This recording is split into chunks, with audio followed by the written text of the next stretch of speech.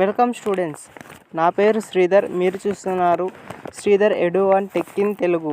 So ఈరోజు topic ఏంటంటే AP EAMCET 2024 సంబంధించి వెబ్ ఆప్షన్ అనేది ఈరోజు ఎనేబుల్ చేయాలి. కానీ వెబ్సైట్లో ఇంకా లింక్ ఎనేబుల్ చేయలేదు.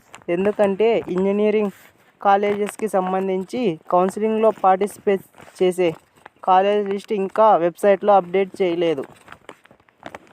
అందుకు గనక మన కాలేజెస్ తెలియకుండా వెబ్ ఆప్షన్స్ ఇవ్వడం కుదరదు.